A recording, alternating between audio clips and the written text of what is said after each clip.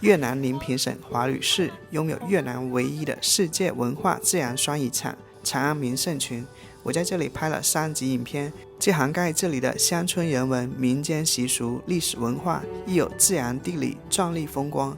一天傍晚，我离开乡村，骑摩托车前往宁平华旅市的城区，想看看这里的城市又是什么样子的。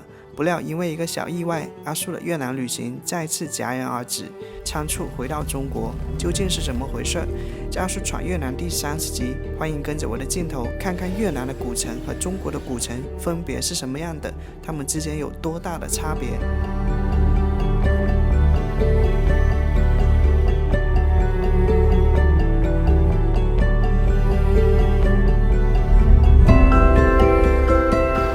胆子越来越大了，刚才穿行在黑黢黢的乡村小道里面，两边是这个默不作声的民居，我刚才过一个马路都提心吊胆的，风驰电掣的车流啊！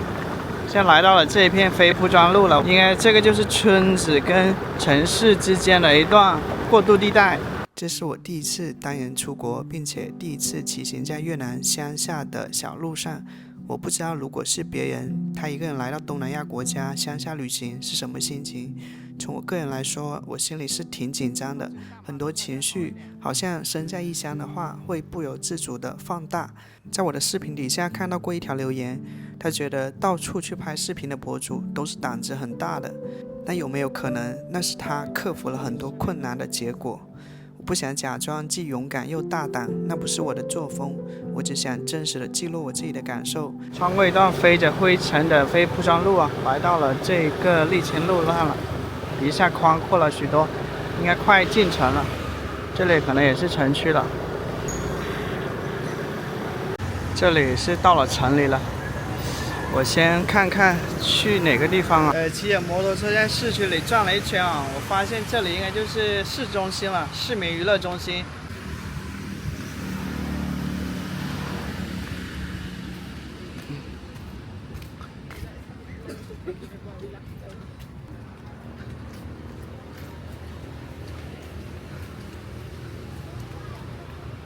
你看啊，我那里有座小桥可以上去的。看一下这座水上跨桥，一些洋人都是2个人租一辆摩托车一起出游的，一互相拍照谈，说说笑笑，挺好，挺好玩的。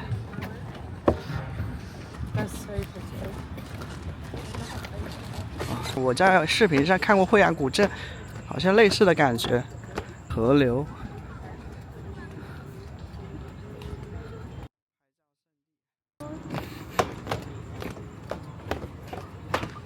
这就走过来了，哦，前面有餐厅，先吃个饭，好饿了。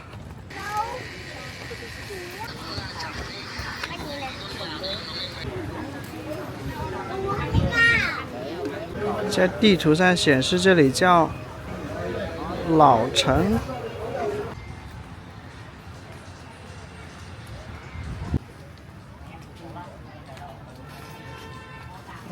玉米饼、油炸食品。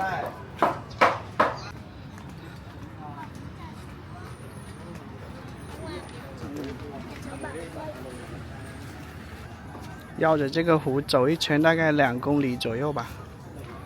看这家店挺多人的，就在这吃吧。明码标价，大部分是11万一份啊。Tiger Beer 老虎啤酒。大概7.5块这样子，2.5万越南盾，给了一杯冰块。用餐环境啊，第一次在越南喝这个Tiger Beer，干杯！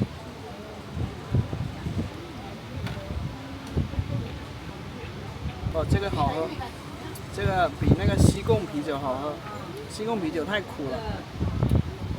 这个有点像百威。我点的是这个11万，大概33块钱的猪排骨和鱼露和大蒜。今天的第一顿饭啊，真的有点饿了。国内就叫糖醋排骨吧。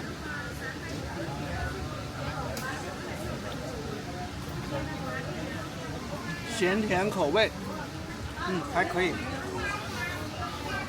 这个炒的比较疏松，但好像有点甜度过了一点点。这个特别万能啊，在越南的餐饮里面，经常看到这个炒过的大蒜，就是提香的。我看了一下，这碗米饭要3万越南盾，这9块钱，好贵啊！就白米饭嘛。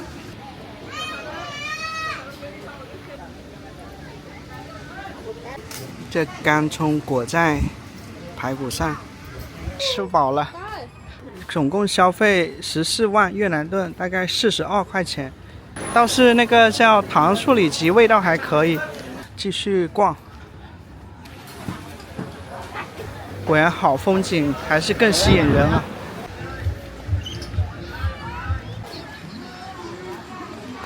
这个建筑很显眼啊，我把它理解成古镇吧。这地方我觉得还比较清静。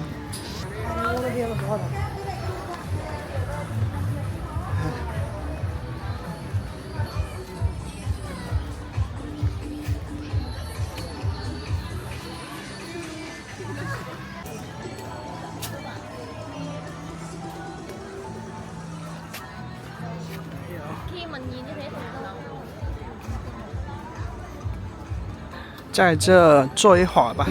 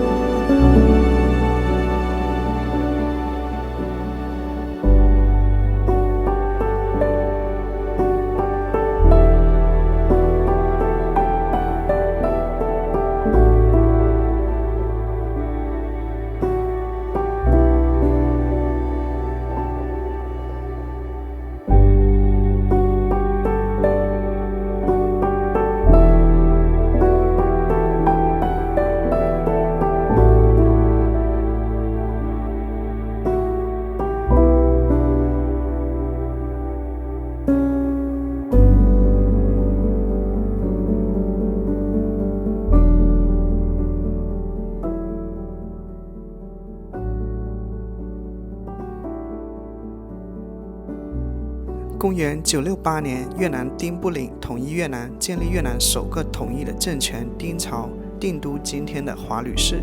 所以在今天的华吕市，除了世界遗产的华吕古都，还有许多大大小小的历史遗址。但是因为不期而遇的小意外，我的越南旅行戛然而止，所以离开宁平时不免有一些遗憾，特别是一些感兴趣的历史遗址没有来得及探索。我相信未来有一天我会再回到宁平的。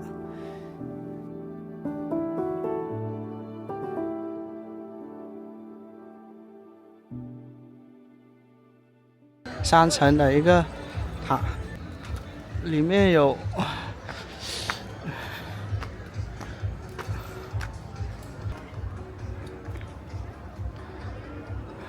这么漂亮的塔居然寥寥无几人啊！这种地方确实可以，你在中国的话不得挤满了人啊。好精美的浮雕啊！哇，这好漂亮啊！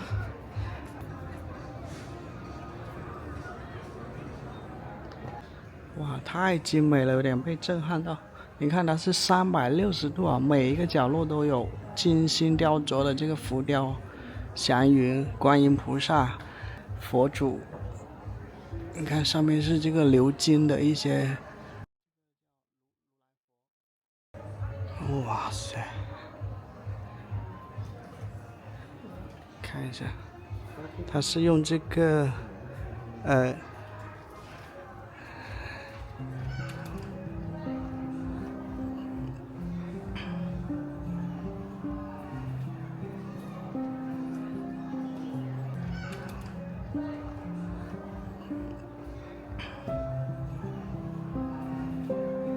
每个都栩栩如生啊，惟妙惟肖的，好像很有故事在里面，应该是一些佛教故事。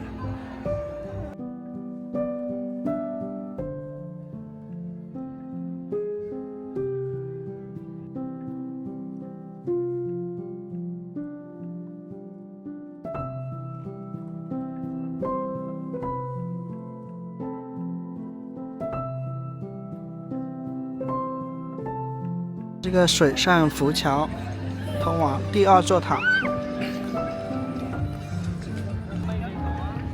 这里距离我们今天下午逛的乡村大概就6-7公里的地方。哦，哎，这一个宝塔里面的雕像是不一样的。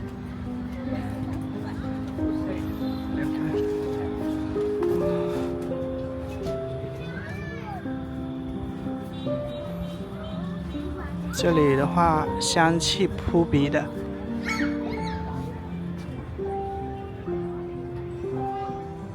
哦，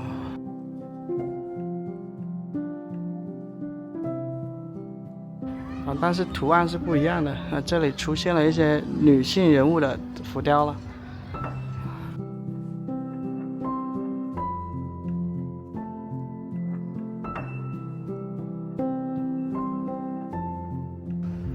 女性人物居多，这里。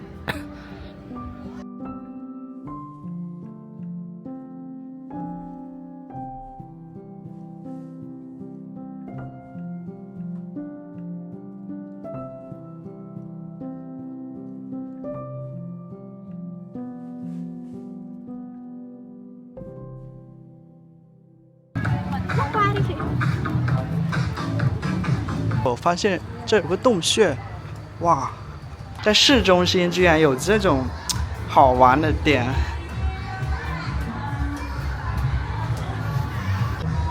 这是一座山来的，上面有很多榕树，还有一些佛像。这个庙宇是镶嵌在这个山缝里面的，嵌进去的，很漂亮。这地方晚上散步特别舒服。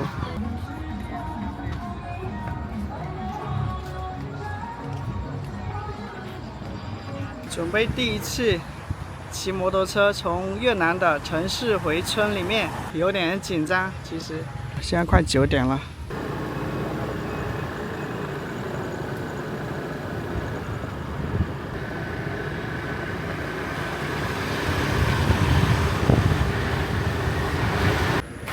回来路上经过一个湖泊啊，这里还挺好看的。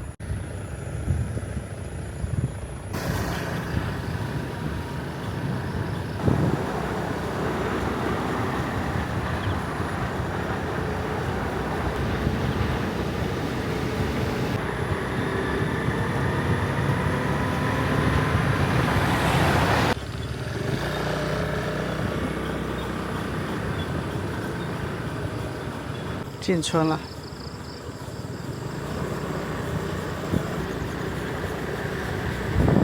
哦，看到这座山就踏实了。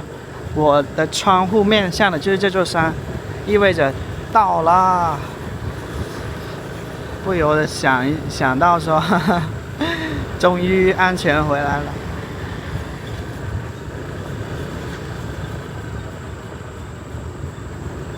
回来了，前台没人。3楼，回来真好，有空调，有水，可以遮风避雨，非常的安全。就是空调外机流的水都，我才发现这个风扇是遥控的，第一次看到。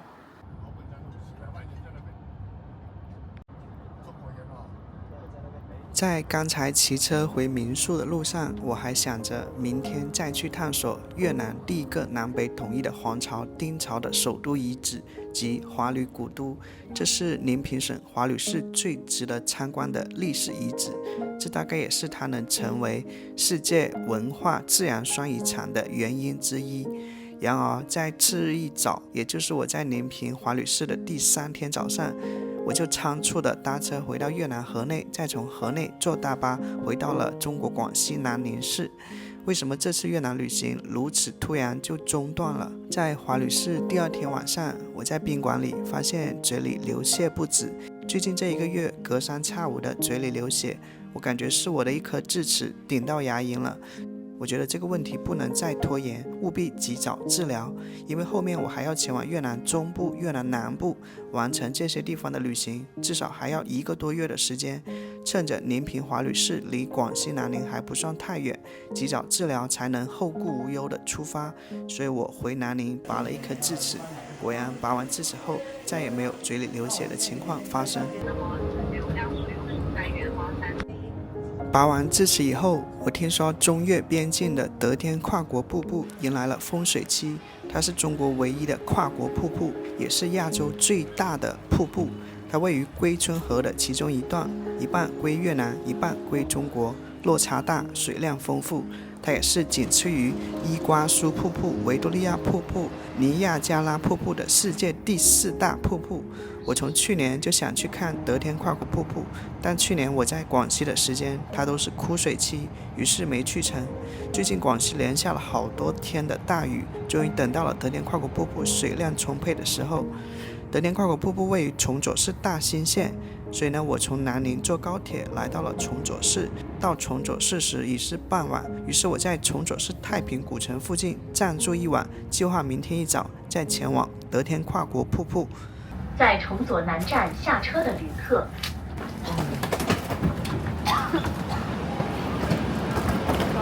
经过53分钟啊，从南宁火车站来到了崇左南站。我发现我能说话，我以为我拔了智齿的话说话会痛，发现还是可以说话。从崇左南站坐了一辆公交车前往城区，大概10公里。请您依次从前门下车。从崇左南站坐公交车大概50分钟，就来到了城区的这个地方啊。这个地方是太平古城。现在是漂亮的蓝调时间，我们飞个航拍。这也就是为什么我在越南宁平的时候，我就说啊，广西很多地方也是这种地形，航拍飞起来我们就能看到。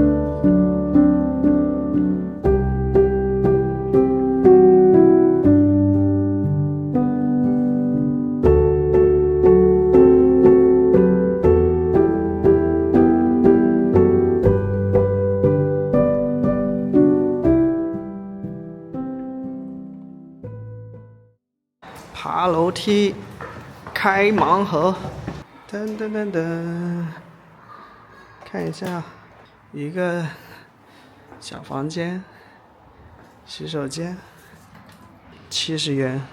住的地方在崇左市的一个半岛上，应该是这里的市中心，有它最拿手的一个景点叫太平古城，烤生蚝。好嘞，谢谢。好久没吃龙江猪脚饭了，15块钱，还分量挺大的，半个卤蛋，有点白菜，消了一点那个卤汁，我说话都没力气了。现在飞无人机的时候都感觉有点晕。这2天我基本上没吃任何东西啊，因为昨天拔智齿嘛。昨天的话就吃了早餐，然后呢，今天的话就是吃了1碗粥，所以这2天吃的东西是非常少的，所以刚才很饿，我一定要吃饭了。我说，可以的。这猪脚的话就是特别的糯，特别软，很入味。吃饱了，有力气了，到处溜达一下。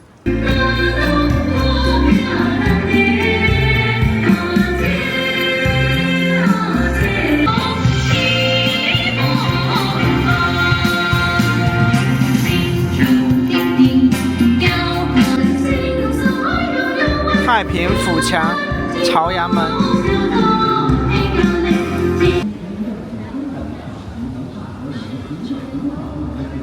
哎呦，一个人造的，但是栩栩如生的。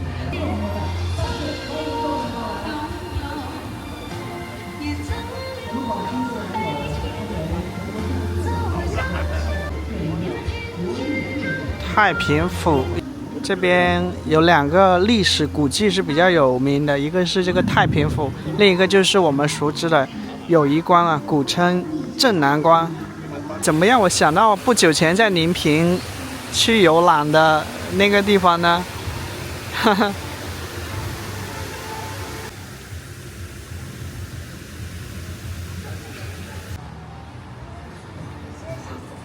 壮族服饰租赁、写真拍摄。崇左市它有一个壮族博物馆啊，由此可见这个地方壮族人口还挺多的。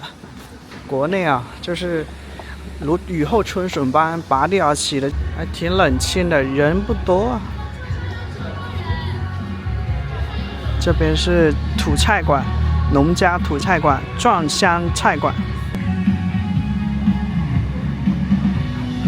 在那个远处看这座桥的话，在笼罩在这个白雾中啊，还挺有仙气的。我们现在亲自走到桥上，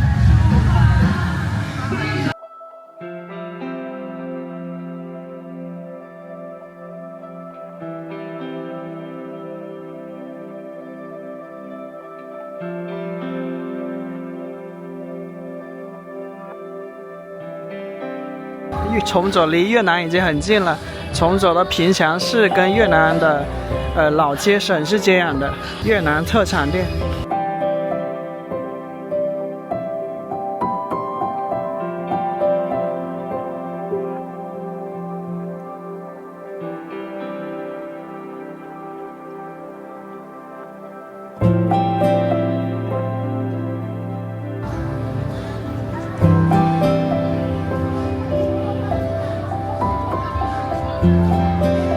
这里有一座风雨桥。我们现在在的地方是一个半岛上的，它的三面环江，很精美的一个小镇啊。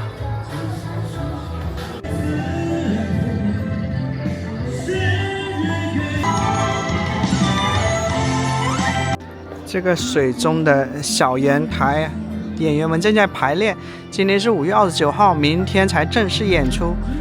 这里的商业业态主要是一些这个服装租赁店啊，一些餐饮店啊、茶饮店啊。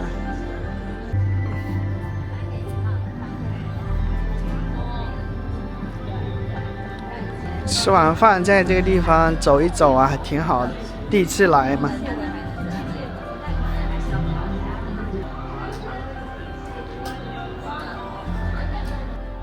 欢迎乘坐水上游船。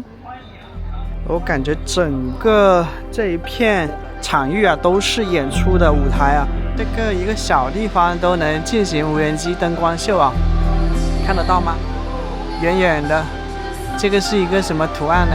像无人机在中国的表演越来越普及了，可能随着这种技术的成熟，它的成本不断降下来，很多地方的一些民俗节日都喜欢请这些灯光团队进行来表演。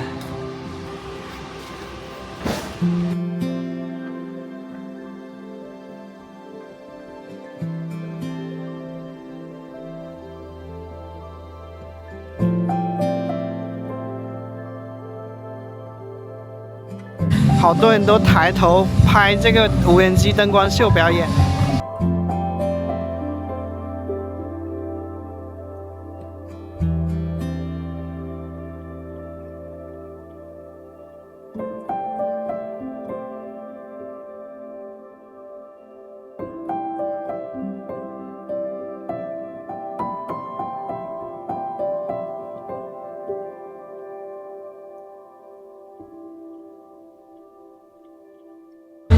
这又是个什么图案啊？划龙舟比赛的一个图案。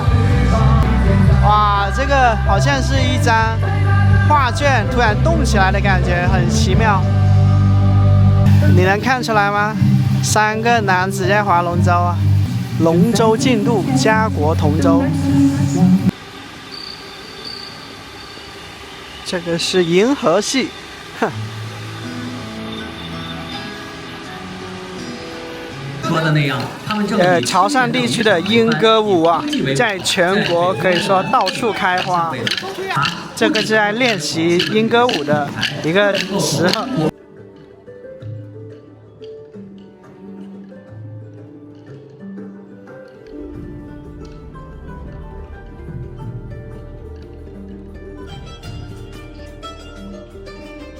以上是本集影片的全部内容，很开心你能看到这里。如果你觉得拍的还不错，不要忘了帮我点赞、订阅我的频道哦，这对我是很大的支持。